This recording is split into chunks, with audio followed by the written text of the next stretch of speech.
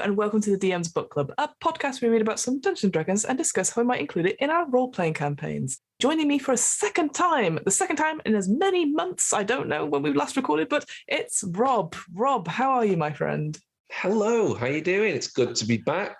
Doing very well, thank you. Yeah, I was only on weeks ago in recording time, but due to time-space dilations of podcasting, God knows when this comes out. Well, you were on a well-picked-up episode of Tolus. It's one of those things where you're like, "Ooh, interesting campaign setting," and now we're looking at other ones, bringing them into DM's Book Club because turns out people like us talking about campaigns.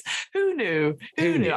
I always hear about stat blocks and how to be a better GM and like not using the rules, and now you know what people like.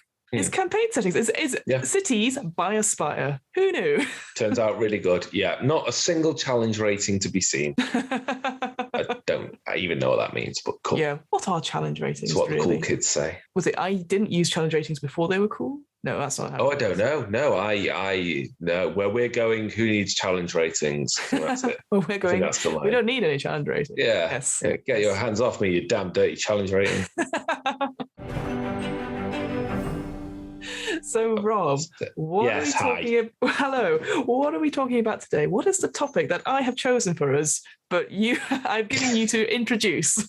Yeah, we are talking about a race that exists within the Dungeons & Dragons planes by the name of Modrons. Yes. Or Modrons. I don't know. I'm going to say Modron. Could be Modrons, Modron, Modiron. I don't know. You say Modrons, I say Modrons. Let's call the whole thing off. Either way, they're a fantastical race that don't really exist, so get over it. And they are a very peculiar race that were created in the Planescape setting. Mm-hmm. Everyone knows the Planescape setting if they listen to this podcast, and everyone knows that only absolute nerds claim it to be their favourite setting. Hi, Hamilton, we miss you and we love you. Yes. The Modrons were created by Monty Cook and Colin McComb, I believe, although Colin may have just helped with the big campaign they appear in. But these are fantastic, and I'm saying fantastical in the truest sense, fantastical creatures that you wouldn't find in your typical Northern European-based setting of Dungeons & Dragons. They're very weird, very technologically based, kind of, do I dare say the word wacky? Yes. Almost a wacky enemy that also, in the best traditions of wacky, are incredibly dangerous and actually incredibly scary thought when you think about it and how their society works and everything about them. So I'm going to throw it straight back at you, Fiona, for daring to get me to introduce it. Who are the Modrons? What do they do? Who are they? I will catch the ball, the Modron ball. Big Modron ball. I threw a monodrone across to you and you caught it. I caught it. Yeah, it was very confused. It can only process one thing at a time, those but thankfully, you've got two eyes. So it has a concept of what you are. Oh, that's so sad. But yes, so Modrons. So these are really interesting creatures. I think the reason I sort of picked this topic is because I love them. I think they're absolutely ridiculous, as I said. It's purely because of the way they look. And I know we're not supposed to be people who judge how things look, but I think as soon as you look up a picture of any Modron or Modron, you're just like, what are these creatures and how can I use them instantly? I would say that they're sort of drawn, or like they're shaped. There's sort of different shapes. So you have obviously the sort of singular ones, the monodron, which is a sort of circular shape. You then have the duodron, which is like cubes, the triodon, which is like almost like an upside down pyramid, it's sort of said, and so on and so forth. And these obviously they're getting the number of sides, the more advanced they are, etc. And so it looks almost like a bit like not an Escher painting, that's not what I'm thinking of, but it's like almost like a Picasso-esque sort of style of them. They're sort of like shapes with human faces on them, humanoid faces on them. And, I was thinking Mr. Men, but yes. You know what? That's a probably less horrific version, I think. Like a mix between Mr. Men, Pac-Man, and Picasso, I think is the way to think like that. I like the idea of characterizing them as Mr. Men and Little Misters and all that sort of thing. Yeah. But I will say, because again, reading about them, Kiefer Mann from The Monsters Know What They're Doing said in 5th edition, they've been given sort of really big lips, which is actually quite terrifying when you think about it, because they look like they are sort of they are constructs. So just to describe it, they are construct beings of absolute law who adhere to a hive-like sort of hierarchy in society. So that's just them in a nutshell. The thing to know about them is that because there's different levels of hierarchy. It goes. I think it says there's. I've got it. Do you want me to read it out? Yes, do read it out for me, please. What for god? They come from the plane of Mechanus, where they worship the god Primus. Yes. So top of the pile, Primus. Mm-hmm. Then there's quintons, then hextons, then septons, then octons, then nonatons, then decatons, then pentadrones, then quadrones, then tridrones, then duodrones, and finally, at the very bottom of society, monodrones. Look at you showing off that you can say them all very easily. I know, right? I've got it all written out in front of me. So so this sort of like hierarchical level, the really interesting thing, because of the way they've sort of been programmed and created, is that they only know or really sort of understand the beings on their own level, the beings above them, and the beings below them. And so when you're sort of like say a duodrone, you would only know much about the monodrones and the triodrones. Anything above that, it's a mysterious being. Yes. But the way they hand down orders to act them out, it goes from one to the next to the next. You, as a top person, you wouldn't be giving it to lower people, you would giving it to other people. So I just love this sort of hierarchical society that is basically admin and delegation. And it's just the way they act. It's like, we'll give this to you, thank you, I'll give this to you, and just back and forth. And that's the idea of processing any sort of amount of data. So it just, for me, I can imagine it taking a very long time to get to talk to any sort of Modron. I go, can you help? And they're like, let us just check. And then I will get back to you in a certain amount of time. Yeah, 100%. They are. The impressions that I get are, imagine the Roman legion of classical Rome mixed with Orwell's 1984. Of like, you don't know what, you get an order and you respond to the order because you're told to do it, but then you don't know anything else out of your lane, which is yes. If you're a monodrone, you get orders from duodrones. That's all you understand. That's your life. There are at certain levels, they start getting a sort of consciousness. Yes. It's arguable because then we're going very philosophical about what is a consciousness. But around pentadrones, they start having a bit of initiative. So I think at that point, you start getting the decatons will say to a pentadrone, right, you need to go take that city.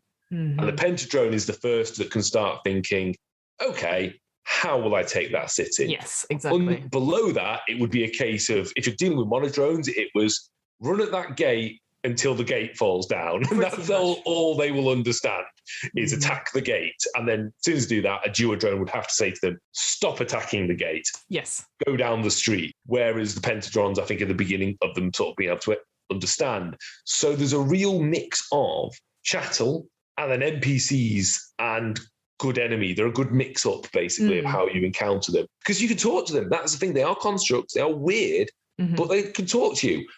Talk to a monodrone, it'd be very boring. You'd say, oh, do you know the way to San Jose? And it would say, no, I don't. My superior might. Yes. And then you'd say, all right, cool. Do you know where the nearest bar is? No, I don't, but my superior might. You know, it'd be like dealing with university admin. Yes. I'm allowed to say that because we both we're both agreed on that. We both agreed on that. It's because it's interesting because, they have, one of the big things that comes across that they have no sense of themselves. It is, for the greater good. They always refer to themselves as we or us, so that we, almost like that we are legion type thing. Yeah. But as you said, that sort of thing that they can only compute certain things and certain ideas at lower levels. Like you said, they definitely have parts of sort of common speech sort of nailed down. But then if they continue for more than 48 words, that's the most they can sort of amount that the monodrones can have, it then might descend into popping and clicking, almost like the whir of cogs, which I love. And obviously they have their own language. And I just like that they're going 1 second, and then it's just like almost like a garbled noise as the various clocks are in, and it goes, I've sent the message on. Very much. I think they sound like old modems booting up. That to me is their language. That's all you hear. I love that. Yeah, you're connecting to the internet. Yeah, it's just horrible. All right, okay, but you have to hear it 5 times as it goes between up the line. Yeah. But they just open their mouths, those horrible humanoid mouths. It's just almost like a Pez dispenser, like blah. Yeah, 100%. Yeah. And it's great because they aren't like anything else. I think that's fun. I think they are a fun. At that point, I do think, actually, I agree with Hamilton. Planescape is definitely the best setting because it's at the point where TSR, as they still were at that point before they became Wizards, were just being able to do cool, mad stuff that you can play with. And the cool thing about the Modrons is, while, yes, they come from a certain plane and they're in the Planescape setting. The beauty of Planescape, of course, is that then they can rock up in any setting. Exactly. And what do you do when 10,000 Modrons appear over the hill? Like that's suddenly, oh, right, okay. Exactly. Because again, like as you sort of mentioned, Mechanus itself is pure neutral, pure sort of, and that they are the arbiters of justice. So if there's anything they don't, if it's not right, they will sort it out. So the idea that you have to appeal to your case, these creatures that they aren't emotional, they're not subjective, they're just going to go by the law. That is fascinating because again, for players, we know players are chaotic, we know they're subjective because they'll just do anything, and then to be faced with like an army of neutral people as an army force, it's quite scary. So you might be provoked into doing these things. But as it has sort of talked about again in this in the entry of the monsters know what they're doing, Keith sort of talks about like, well, surely if you're true neutral, why would you be prone to fighting? Surely that should be the last thing you do. But I think you're right. That idea of the orders going down the line said, we need to take the city as quickly, as effectively as possible. When it gets to the lowest level, they go, we need to take the city. It's like, right, well, I can do this one thing over and over and over again to an effect. And until that ends, until I get another order, that is what I'll do. So I think it is interesting maybe how if you were playing it, it's like, well, they're not necessarily prone to violence, but maybe if you play them almost like a Judge Dredd style, like we are the law, and that we will enact it straight away, or even like the Jadoon from Doctor Who, it's like intergalactical police essentially, and they've got we've come to restore order. Yeah, and if the order is out of date or wrong, it might take too long. So they say, there's an appeal to them that the city has fallen to the dragon men of Karfaket, and we need you to take it back.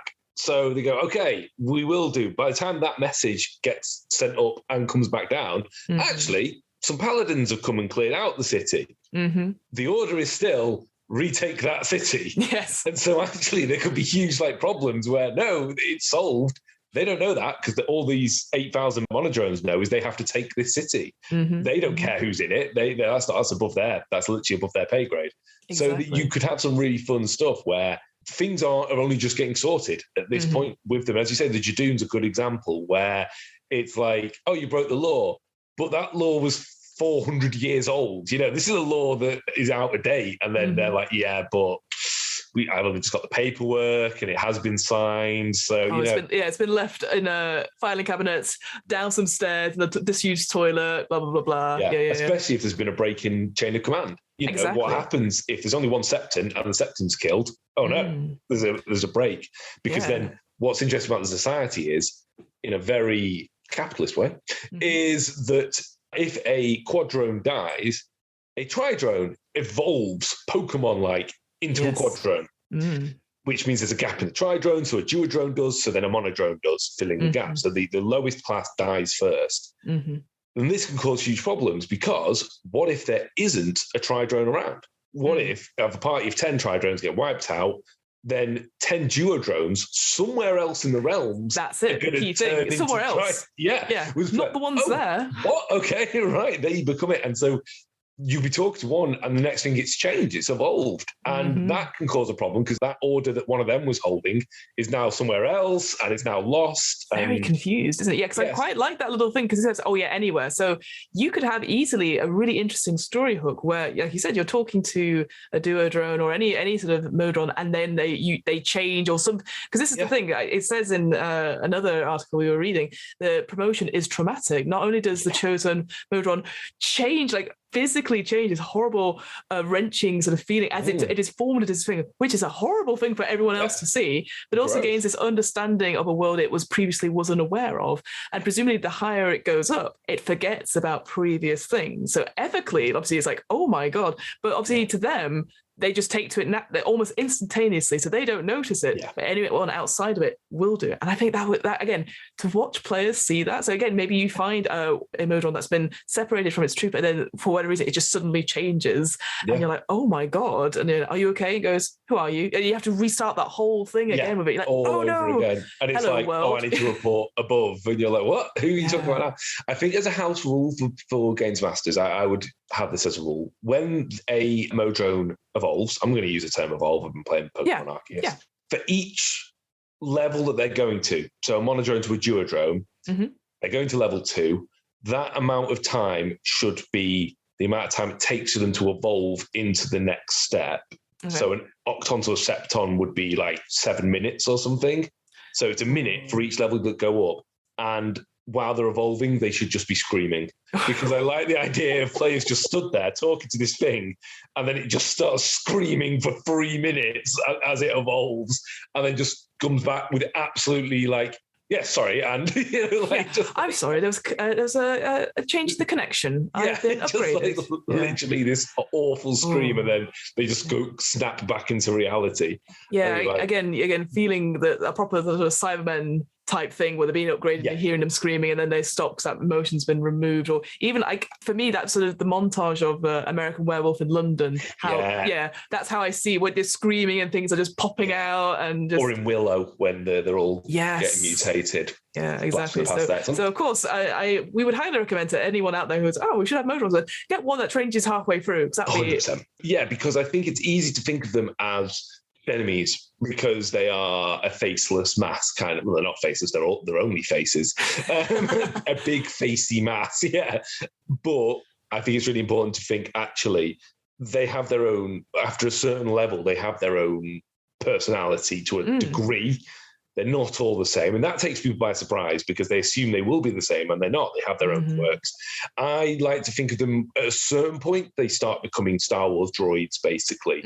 They've got programming and they've got what they want to do, but some of them are little R2-D2s, some of them are little BB-8, some of them are C-3PO. You get that. Yeah, they've got a role. Yeah, they've got ethics. Yeah, they've got a certain plan.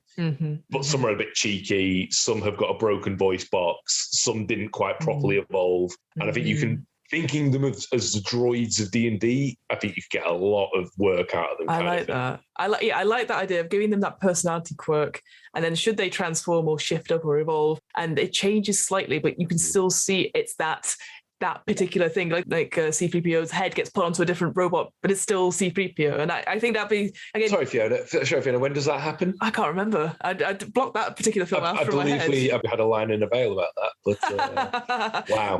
I just referred to a scene that may or may not exist. I mean, maybe I've come up with it. But just to go back to that thing about role-playing Modrons, and that idea of that collective reference to themselves as we or us, the fact that they also then see any other humanoid creature or any, say, a member of your party, as a party, they will assume that is a whole entity. So they will talk to what they think is the leader, so maybe their pentadrome version, even though they're answering somebody else, which I love the idea that again, if you're around the table and like a party member asks some questions, you just turn to somebody else and talk to them. And they'll be like, hey, I asked you to quiet. I'm talking. Yeah. They're a very alien monster. And I'm using monster in the very correct term because they are their own thing. And I think that's the key thing, because obviously most D&D, as we would traditionally know it, is high fantasy. Obviously, by the time you get into like Planescape and the Outer Realms, they are going to be like, there's space here too. So then to have something like this, having Modrons, constructs that are formed like this, appearing elsewhere, appearing, say, in Sigil or on the material planes, that's the bit where you go, what is happening? Because like not many sort of people from the material plane, like for the Forgotten Realms, will have met one and then be like, are we being invaded by tiny constructs? What are these things? And really, I think we should talk about one of the key things, really, which is the Modron March. Yes, let's talk about that, yes. So how would you encounter the Modron? If you're in Sigil, maybe there's one at a bar, classic. But for most people, you're hanging around the plains, and then there's a thing called the Great Modron March. On a regular schedule, this march spills out of Mechanus, and the automatons file their way around the Great Ring. No one knows why. Everyone stays out their way. This is a force of nature. They march and they will just walk no matter what goes in the way. They will walk over anyone. They'll walk through cities. They will walk across canyons and fill the canyon with monodrones and march across it, kind of thing. Like before we started recording, Fiona, you've referred to them as like the lemmings from Lemmings. It's that the door opens, someone goes, "Let's go," and the music starts, and off they go. And they need to get back to the. Sorry, some very good miming going on. Thank you. They need to get back to the entrance, which is a whole ring around. So they're going to be coming all the time. Like they're known to come. It's once in a lifetime for most mortals. But they're known to do this. No one knows why they do it. They spill out of their plane They march around. They don't cause trouble. No. Other than if you happen to have built a town in their way. Yeah, whoops. That's your fault. Yes. They don't cause trouble, nor do they particularly react to trouble. But they do this and they go back. No one knows why, but it's a thing that happens. However, there is a campaign supplement called The Great Modron March, written by Monty Cook and Steve, what was it? Colin McComb. Colin McComb. And this basically, something's happened. And the march that is regularly scheduled has set off early. It's decades early. It's not late. It's very early. It's really early. So people have only probably just put their town together after the last march. Yeah, what? Yeah, and they're back because something has changed on Mechanus. And this is a campaign built up of 9 adventures. And the idea is you don't run it 1, 2, 3, 4, 5, 6, 7, 8, 9. You, as Planescape patrons, Planescape adventurers, will be going around and occasionally run into it. And the march is still going. And maybe a Modron that you met is still there. Maybe it's now evolved. Maybe you painted one red so you'd remember which one it was. And then you see it 3 adventures time. And it was a pentadrone and now it's a septon because they've taken so many casualties. It's really cool. It's like a campaign that can just be in the background of your campaign as well, which is really fun. So this thing is happening for Dungeon World players. It's a front that's always moving no matter what the players do. And it could be that they go, and in the beginning of the campaign, there's a full list of every plane they go to in the order that they go to. And maybe you as a GM go, actually, we're pretty cool. We were going to Elysium anyway. Let's say we get there as they arrive. And it just becomes this recurring trope kind of thing about why are they going? What's going on? Why are they early? And what are they after, if anything? Because they are after a thing and something has happened, as I mentioned. I'm not going to say it. I felt too much in Solus, but something has happened. It tells you very early on in the book. Exactly what you said, right? So the initial reason why it happens, nobody really knows. There's lots of theories about they want to make sure that the order is what it was last time they came around. They don't stop. They just carry on marching all the way through. There's not okay, we rest here, lads. No, they just carry on. And I like that they just judge and go, or maybe it's just a way to make sure, okay, the Mechanus' big cog turns around once every whatever. And it's just, that's the way they cycle it through. And it's okay, it's happened. I really enjoyed, again, we won't spoil it, but the reason why it happens early is such a good reason. And I just, having it in, I love that idea, what you said about putting it in the background, and eventually the player's no, why are they still here? What is going on? Should we go check out Mechanus? Yeah. Let's go. And then you go, oh my God, why? This is what's happened. And what I really like as well is it's how it says as it marches, it becomes an event. It's like the Tour de France.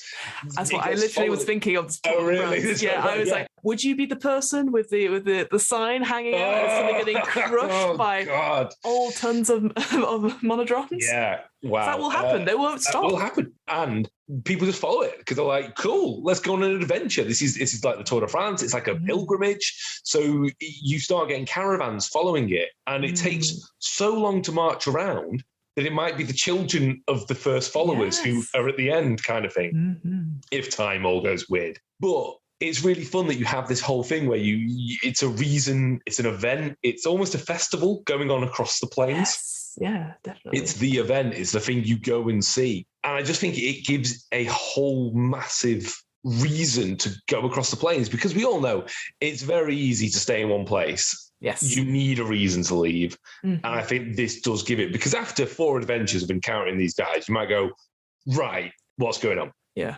Yeah, and you start following them, you know. Once is one thing, twice is a coincidence, 3 times, not sure what's going on, you know. And off we go. And also, it's almost a safe way of exploring the realms, because if you're walking with the army, they won't protect you, but also a dragon would probably go, I'm going to go attack something smaller than that. So it's, you can't get the wrath of Primus, the whole of Mechanus come for you, and it's like, there's a dragon, how dare you? We are petitioning you to stop. Okay, justice is served. Off we go. You could even have it that the players don't do anything with it. They literally just see it and go, oh, cool. all right, let's go do our adventure. Let's go to underground in a dungeon. Yeah, because again, like some people like really don't like Modrons at all because they think they're very silly, and I can totally understand why. Ooh, have you read some criticism? I have read like just because they look weird and they don't, as we sort of were joking at the beginning of this, their challenge rating isn't very high. So I guess we'll just quickly shift over to the stats. It's always quite interesting. I've just realised what they look like and what they totally remind me of. Go on. The guy from Monsters Inc. Yes. Yes. I know the little one. Spike, is it? I don't know what it's called. No, Mike. Mike. That's Mike off of Monsters. If you want to picture these guys, you don't have access to Google. You are listening to this. You downloaded it. You're on the tube because you're from London, and you've got some fancy ideas above your station. And so you can't Google. Imagine Mike from Monsters Inc., but like mechanical, a biomechanical version of him. For the monodrone, absolutely. Again, we're talking about challenge rating. So the challenge rating, in case you're very new to the DM's Book Club, is essentially what they used to do in the before times. If you were putting up encounter stuff like that, they used to judge it by challenge rating. So from a monodron, that is only an eighth for one of them, an eighth challenge rating, and it goes up all the way up to challenge rating 2 with the pentadrones. By themselves, they're quite level. There's a creature. If you get 4 adventurers at level 2, you can easily take these out. But then the question is, why would low-level adventurers be going to the outer planes or be on Mechanus, for example? But you're right. Why go to Mechanus when Mechanus can come to you? And I like this idea that the way it's sort of structured, this idea of like, if you've got one, say, tri-drone, underneath them is 12 duo drones, and underneath each one of those, each duo drone is in command of 12 monodrones. So altogether, that's 144 monodrones. That's an army that's coming to attack you, right? That's it. So that adds up a lot. So that's what you need to think about if you're running these things.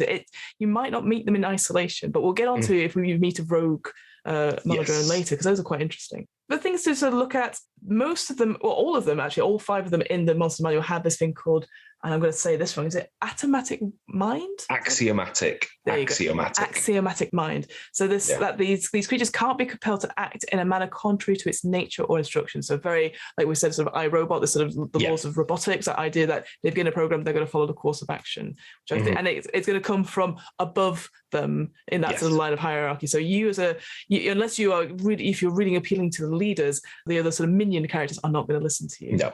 And even then, you would literally have to say to the leader, could you do this? And the leader would have to turn to it and say, do this, even though you've said it. Like, it's very, it would need exactly. They would never, unless again maybe make it as a plot hook. That, because I know there are things like the clockwork soul, which you can get for I think it's wizards. I think that sort of background where you have that sort of thing. Maybe you could have some flavorings with that, but otherwise they're not gonna listen to you. Why would they? You're not part of their hive mind, so to speak. But the other interesting sort of special feature they have is disintegration. So when they die, their whole body disintegrates into dust, leaving behind the weapons and anything else it was carrying. So again, a really cool thing is that if one of these creatures dies in front of you, you're like, oh great, we'll give it back to the artificer and they can make it as, oh no, it's gone. It's completely gone. It's literally gone. And they don't know what it is, do they? There's a whole, some people think it's rapid like entropy, like they just they rust into nothing. Some people say they join the force. But yeah, that's cool as well, because then they become this thing that you could have seen. You could say, I saw one, and then sort of like, no one's going to believe you. And you're like, oh, God damn it. Like, oh no, I've got a sword. I've got a sword. I love that idea. Yeah, like no one believes that you've seen one of these creatures. These rare, that okay, you saw a clockwork man, that sort of thing. Good one, yeah. But I like, again, maybe for me, the flavoring I would do is like, it disintegrates into dust. I just like the idea that it just explodes and there's just cogs everywhere to the point where it's just little pieces of it left. And you're like, what was it? Like, don't know. We can't put it back together. Whatever it is, it's so all tiny. But just like, it just all goes and just falls down. I guess if it was just not put together properly or something like that. Oh, that'd be fun. I either see it as dusting, like in Buffy the Vampire Slayer, or like when Sonic gets hit and Yes. all the rings spew out kind of thing, but with cogs kind of thing. They just explode up into the air. But yeah, I love that. Yeah. Bling! You've got to make the noise as well, though, if you're getting rid of the rings. I love that. The other thing that's interesting, so they have, all 5 of these creatures have something called true sight, which means they can see into the ethereal plane at 120 feet. So there's no hiding from them. If you're invisible or you're sort of hiding in the other plane, they will see you. They'll be like, you're there. Like, you can't hide from them very quickly, so to speak, which again is a very interesting thing for a creature at a low challenge rating to have. And maybe that's, again, that sort of idea that they're coming from this different plane and they're built differently. That sort of thing. That's a really, because not many creatures have true sight. And again, it taps into that they're almost a police force as well. They're kind of like they see the truth. They're almost like walking cameras as well. That it's like, all sensors. They're just this almost. They're an interesting mix. I really do think they've almost got this inflexibility that makes them interesting. Just, you can't convince them to do stuff. You can't hide from them. No. They're inevitable. You just have to sort of get out their way. You just have to. They're inevitable. They are inevitable. Yeah. I love that. I do think that is fun. I think that just the mind, the disintegration, and the true sight gives them a combination of abilities that stands them out from a goblin, from a challenge rating. 100%, right? You would remember your encounter with a Modron instantly. Compared to, again, because obviously we always use the goblins as that's your first encounter, it's goblins. This, if you imagine put these in, you're like, what the hell were those things? So if we start with the monodrone, armor class, all of these armor classes are usually about 15 because of their natural armor. The health starts off at 5 points. They are the drones, right? They just, there's not much to them at all. Yeah. But the difference, I guess, between monodrones and the rest of them, apart from the higher ups, the pentadrones, is that they can fly. They have wings. And what's great is that they can be commanded to carry the non-flying ones across, which maybe it's just me, but it feels, at some parts of it, like very Warhammer, like you will carry me and let's go. And and you're like, okay, yes. Yeah, I think that's true. But again, it's almost back to Lemmings. I know we keep saying this, but it's like you've clicked the ability to give them flight and they're all flying and they're carrying. I really think that's fun. They're a mix. I'm mixing everything now. Yeah. So now they're a Roman legion mixed with Mr. Men, mixed with Lemmings, mixed with Cybermen, mixed with ants. Because then they've got the whole, we need to climb this wall. Well, we'll make a ladder out. The monodrones, you all stack on top of each other and the rest of us will climb you kind of thing. Like, it's really, they are a force of nature. They're ants and locusts and everything. They are. So as we sort of talked about, the monodrones, they can perform one simple task at any one time and relay a single message. So that is literally their programming. What's interesting compared to the others, they have 2 different weapon attacks. They have a dagger and they have javelins, whereas the rest of them usually have, maybe poorly phrased, but they have fist attacks. I would call it something else, obviously. All the rest of them have fist attacks and javelin attacks. I don't get it. I don't get it either. No, I don't get it. But so I think that's interesting. So that everyone would have kind of like we said, that sort of that Mike from Monsters Inc. Yes. That's the monodrones one. Then going to the duo drones, they're sort of almost like 2 cubes on each other, and random reference, the image looks like Dwight Schrute from the US Office. So a guy with glasses walking around going, why is my stapler in jello? But interestingly, again, these are only a quarter challenge rating, but in their sort of attack bit, they have a multi-attack. They can make 2 melee punch actions or 2 javelin attacks. But that's it. They can't combine because, again, they can only do 2 tasks at a time, but it can't be 2 different tasks per se. You have to do 1, 2. All right, now recompute. Okay, this one as well. So I quite like that. They can do 2 and 2, but they can't mix and match. And then going on to triodrones, they can get up to 3 of these attacks as well, which is great. And again, their image, they're sort of like this inverted pyramid, but then with several arms and it's very spindly legs. So I like the idea that if you took one out, it's like the leg goes down and this whole like pyramid shuffles down. It's like, oh no, my legs. I'd like to see them done as Jim Henson puppets. All of these would be amazing as Jim Henson puppets. Yeah, I think they'd be very good. The lips are disgusting, I have to say. Now you notice them. You can't look away from them. Yeah, I hate them so much. Again, just to finish off with that, the Triodrone, the Jim Henson things really made me think, because they've got lips on both sides. So maybe they, in my head, they would have like maybe different personalities or different sort of things, so they would talk to each other. Or one side will say something, the other side will say something. Yeah, very much, in Labyrinth, the knights, one up and one down. Yeah, that's exactly what I'm thinking. That's sort of like, don't tell them. I'm talking to them. No, I am. Yeah, that's sort of, again, as a GM, that sounds awful because you're talking to yourself, but actually I crave talking to myself as an NPC. Oh, God. Then going on to what I think are the coolest ones, the Quadrons, right? Yes. Because they are, in the image themselves, they're just essentially a cube with wings and a bow and arrow, but also it looks like one of them has, it's got like I think an eye patch. I don't think it's an eye patch. It looks to me like a pirate. And I'm like, you know what? I think it's a monocle. I think it's a monocle that comes down, and I think it's got an eye shot, but you could have an eye patch because these are fantastic creatures. Yeah, this is just a box with wings, arms, and legs, and it's great. It reminds me of, and I'm sorry for so much pop culture references. But this is important, right? When you're running games like this, I think you need to draw from these things. That sounds interesting. So I'm all for pop culture references. Okay, this reminds me of the first Wallace and Gromit animation, A Grand Day Out, when they find a robot on the moon. Fridge. Yeah, that is exactly what this reminds me of. A sort of square box that the arms come in and out of it, and it's got bits in it, and it can open drawers in itself and stuff. That's 100% you know what? Yeah, add that back in. They don't have pockets; they have drawers. 100%. They've got stumps opens, hatches open, and they pull out a spring and stuff. Oh god. You know what? I love that. I love that so much. For them, it's interesting. So they can either make 2 punch attacks or 4 short bow attacks. Sorry, what type of attacks can they make? Sorry, they can make punching attacks. I know. I must have a different. You have a different one. Yeah. I know what you're trying to make me say. I won't say it. They have 4 short bow attacks. So obviously, again, these are the other ones that can fly. So they're going to be within range, but they're not going to come down.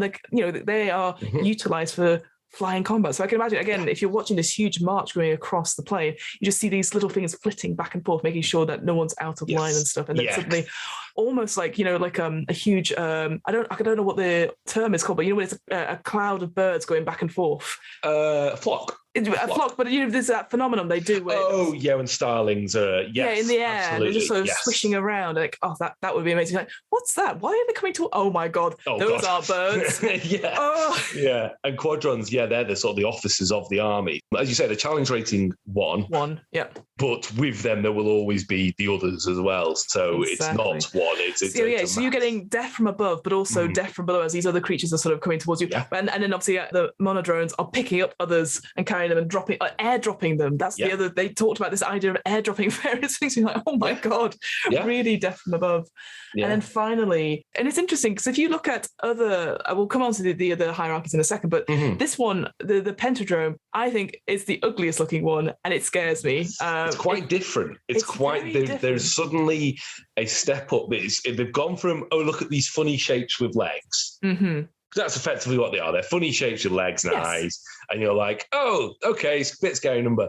The Pentadrone is horrible. Do you want to describe it? Shall I describe it? So imagine you've peeled an orange and you've taken out the orange and it's just the peel left. And on each of the peel bits is eyes and faces. And that bit's on legs. That's how I see it. It's this horrible sort of almost like starfish type. It's feature. Very I would say imagine a starfish. Yeah. But there's an eye on each of its appendages. And a really grumpy face on each one of them. Just like really grumpy face. So grumpy. So grumpy. They have to talk with that voice now. Yes. We're so grumpy. I think they're pretty big. I think size-wise, they are big. They are much bigger than the other ones. Yeah, the other creatures are sort of medium or small. These are large. Large these are coming.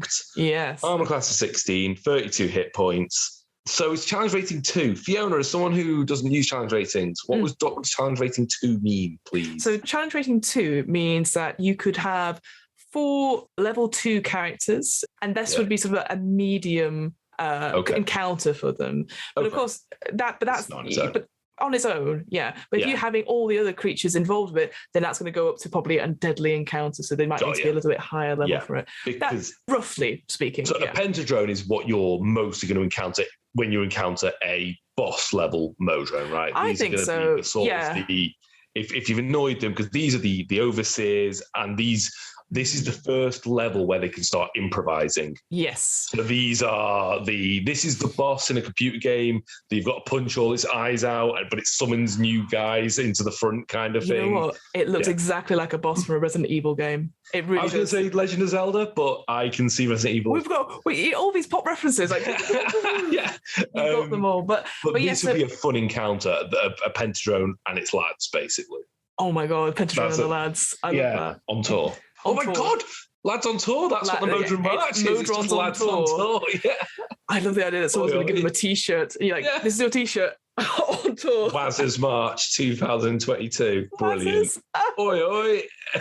To go back to the pentadromes very quickly before we get carried away on Modrons on tour, because I am just, that's the title of this episode. You realise that now.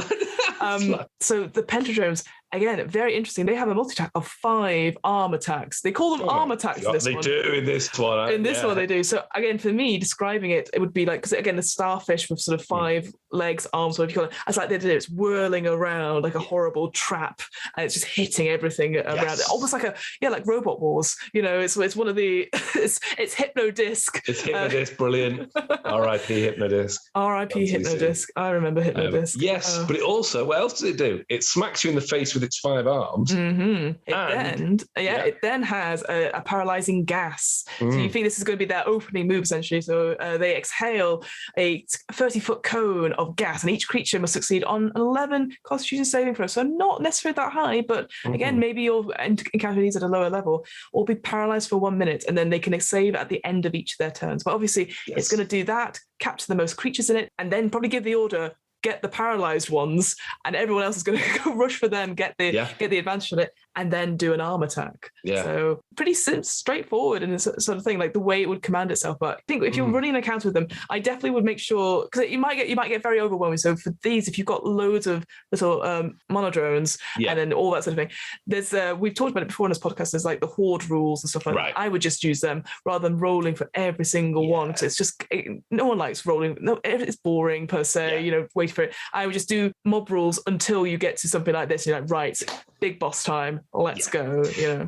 as not a huge player of 5e, but how I would use, say, monodrones, I would almost not even use them, have stat blocks. I would almost use them as advantage, disadvantage. Yeah. Just be like, literally, you're being swarmed. So while you're fighting the pentadrone, you're at disadvantage, because actually, at the same time, you're trying to smash these little guys kind of thing, and just make it a bit easier. And then just say, okay, if you hit it a couple of times, then you've cleared enough away. Or you could say, can I just make a might skill check to represent me just punching these ones out of the way kind of thing. Exactly. I think, but that's so true, right? Because you get to that point when you're looking at, if we go straight back to the monodrones, they only have 5 health. They go an armor class of 15, but like they're going to die pretty quickly, right? But then they're going to get replaced, because that's the whole point. They, that's the way it sort of works. So it's a zombie horde of metal. So I think structuring that so it's just easier for you to run, but still giving that same level of excitement for the characters. Like, what do you do?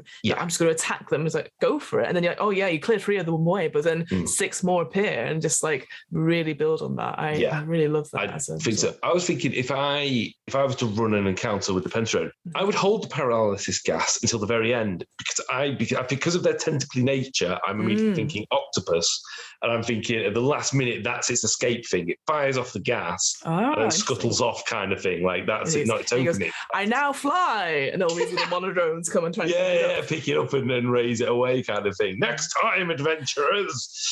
Oh my God, I love that idea that you have an enemy and it's like, I'll get you next time. Which is kind of cool, because if you did do that, it can level as the march goes on and casualties are taken. So you might encounter a pentadrone and you put your sword into its eye and then it escapes. Next time you see it, it's a couple of levels up, but it's still got your sword in one of its eyes. So so it's like, oh wow, it remembered, because once they hit pentadrone, they start getting a bit more. So you could have a recurring one that as you're advancing, it's advancing kind of thing. I love that. I think that's such a, just to go back, that paralyzing gas. What's interesting, it could easily be, he talked about it in, again, one of the other articles we read, using that paralyzing gas to end the fight, like just capture them all and take them back for trial or Mechanus, because that's kind of like their public entertainment. It's like you will be put on trial for your actions. So you might not want you dead. Maybe it doesn't have to resort to like killing violence. It's just like this must end. The most efficient way to end this is to paralyze you and for you to come back with us. You are now our prisoners. Resistance is futile. That sort of I just think that's such a cool concept as well, that to not use it straight away unless they're going to use it straight away, just to try it and then, okay, you're resisting, stop resisting now. This is for your own good, exactly. It is that, again, using almost Jadoon or Cybermen style of just, we're logically taking you in. We don't understand why you're resisting because we have no concept of it. You can't win. There's so many of us. You can't win. It's not even smug. It's just, we know. Fact. Yeah. Or even if you do win, they won't realise that they can lose in a way. They'll just keep going until the battle's over. It's only at a certain point they probably start going, okay, now we will back away. But they're not lost, because that would involve emotions and the concept of winning and losing. The one thing I did want to sort of quickly chat about before moving on to Rogue Modrons is, obviously the only 5 basic ones are in the Monster Manual. It suggests like possibly if there's another official, I don't know, Planescape book coming out soon, probably, wink, wink, nod, nod. So this might include statistics for the higher up levels, which will be very interesting, because if you, I'm sure as you did, look back at the previous sort of the different hierarchies and stuff and what they all did and everything like that, the artwork for them is very different to what these ones are. They look sort of more humanoid, more sort of AI, almost like Zorgon-esque. And even again, there's a picture in the Great March, the Great Modron March of Primus. I don't know if I like it. I in my head, it's something that I cannot even comprehend. Is that sort of thing. So I wouldn't even have an image of Primus. That's that sort of thing about, don't give stats to deities, because that means you can kill them, right? But I just, in my head, because just the way they look, they sort of become more humanoid, more slim, a few bits of robotic stuff, but not necessarily like as odd as these. So I don't know. What are your thoughts on that? Like, is it the art style that is like it should progress throughout the whole episode, or are you like, it doesn't matter really? Like, I think it's really interesting because Primus, mini spoiler, if you look at the beginning of the book, Primus looks like Doc Manhattan from Watchmen, with cables coming in and out of him. Yes. And that almost gives you that idea of, are these things just a creation of some mad wizard? Like, immediately you start thinking, is Primus just an incredibly powerful human wizard kind of thing?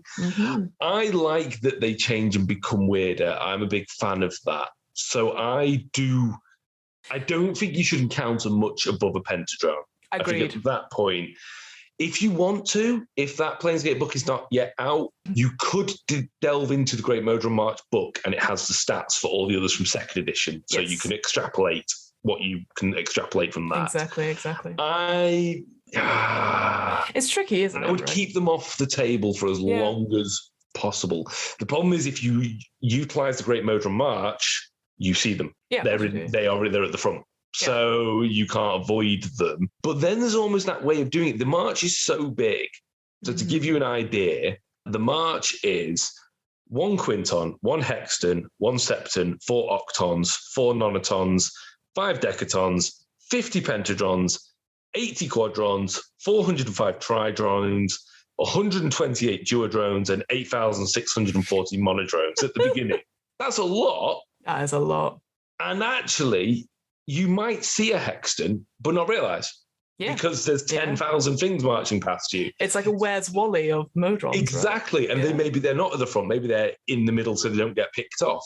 And I think it's important. You could almost have people saying, well, I saw it. And other people go, no, you didn't. They could become a thing of myth, even though they are marching around the plains. And you go on an adventure, which is try and spot one.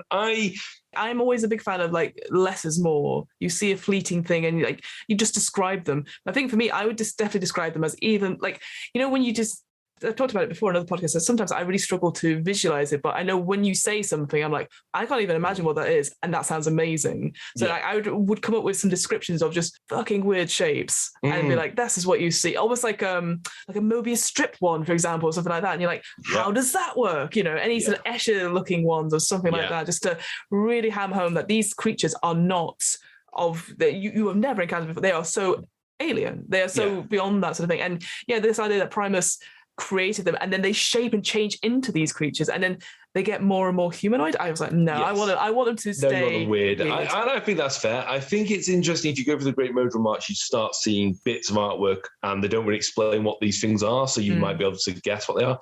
A nice source, I think, would be have a look, if as a GM, have a look at Victorian science fiction.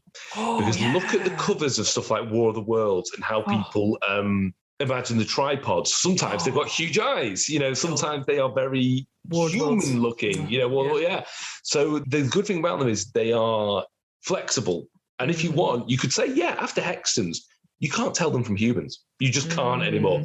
Or you could say, no, at that point, a Hexton is a spider, is half spider, basically. It's a giant mechanical spider. With a face. With a face and scorpion tails coming out of it. And that's awful. You don't want to fight that. But now I'm thinking of the only time I've ever seen something like that would be like the Scorpion King and really bad CGI. So that's not like that. Yeah. So I would just describe it as it's this creature with bad CGI, almost like Thomas the Tank Engine face. Have you never seen the classic Dungeons and Dragons Dragon Strike video then with a man scorpion? No, you're gonna have to send me that afterwards, aren't you? Yeah, if you're listening to this at the moment and the tube has finally hit the Docklands Light Railway, get on YouTube, get on Dragon Strike, get your friends around, 20 minutes, get roaring drunk, worth it. Brilliant. It's absolutely brilliant. Finally finish off this this wild ride. I want to quickly talk about rogue Modrons. Yes, Roguerons. So, of course, you may be like, these all sound pretty cool, but I can only handle one Modron at a time. They're overwhelming and stuff. This idea that sometimes these units become defective, either through natural decay or something that can expose you to chaotic forces. Yeah. Like something has happened to it. So they don't act in accordance with Primus's wishes or directives, and they start breaking laws and disobeying stuff. And then, like you said, they go, you know what? I don't want to be part of this anymore, and leave. But then other Modrons hunt them down. And I'm just like, this sounds amazing. So that idea, you've got a Modron that's, tending a bar, and then they go, they're here. Down. And they pull out a huge like steam pump gun or something like that. And then 100%. They could definitely be that. The lone sheriff, the lone bounty hunter kind. Like that day that the Modron enters town. 100%. A lot of bounty hunter style stuff there. Yeah, I actually think, you could easily take any, like for me, I would take the idea of like Crichton from Red Dwarf. And then that sort of like, he's still got the programming, but is also like, isn't what he set out to be and all that sort of thing. And that's how you develop it from there. But of course you could do, if you want to just get them in anyway, you can get them in anyway. 100%. And that would be a great player character. I think that'd be a lot of fun as a player character. Is you're a Modron that's lost its programming and you don't know why. And you've always got this idea, you've got to find it. Then you've got the sad thing of if you repair yourself, you will lose your individuality, but you will go back to what you were meant to be kind of thing. Like the film, like the movie B-Movie, the greatest film ever made. It is a classic film. The sort of similarity is interesting. So obviously with Illithids, so there's Mind Flayers and they had the Elder Brain. That's, again, that hive thing. If they go away from an Elder Brain, like the Ood, for example. My God. They lose that connection and they sort of become themselves, but they could easily become under the control of it again if they're closer. So that idea that suddenly the march comes past and the barkeep goes, I have to be strong.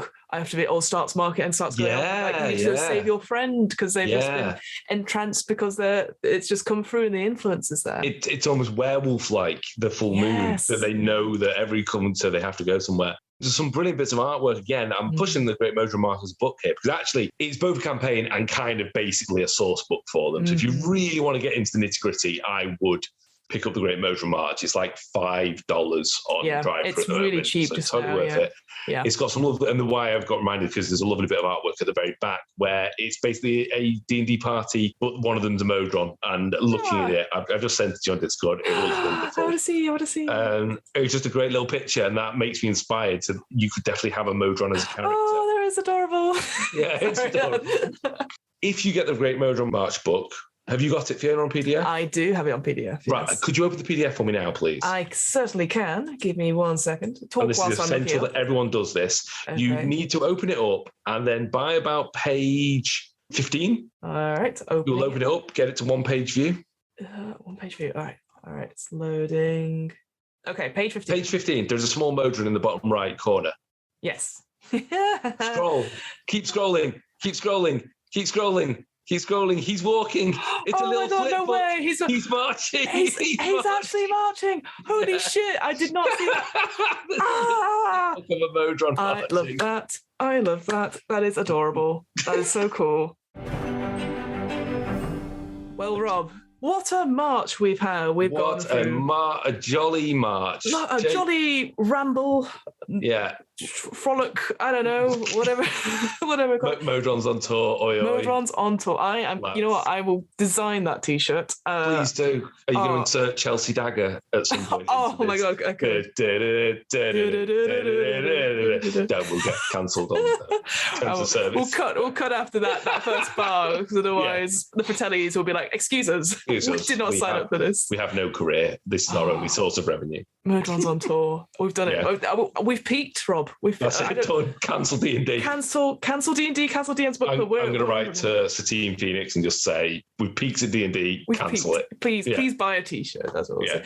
But Rob, thank you so much for embracing my love of Modrons. I hope, I can't wait for the next game and there'll be a little reference. I'm sure there will be somewhere and I will be like, I did that. So thank you so much. Where can we find your work? What are you up to? Is there anything you'd like to plug? I've just recorded an episode of Full Metal RPG about using miniatures in role-play games. I'll be appearing on Dark Hammer soon, talking about running a soulbound game where you play dead people, which you have taken part in such a game.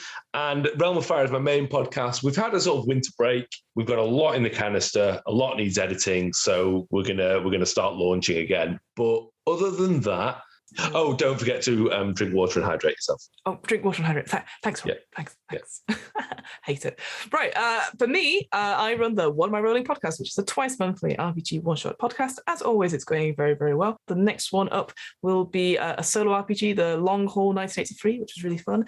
And then in the works, I do have, because I started editing it the other day, Numenera's coming out. We've got Idris Bai coming out. We've got all sorts coming out. And yeah, it's a fun old time over at What Am I Rolling? So that's all good stuff. As always, we have an offer code. If you want to get 10% off your first order at Third Space Gaming, your friendly local game store in Burnley, you get 10%. Rob's like, why are you giving that accent?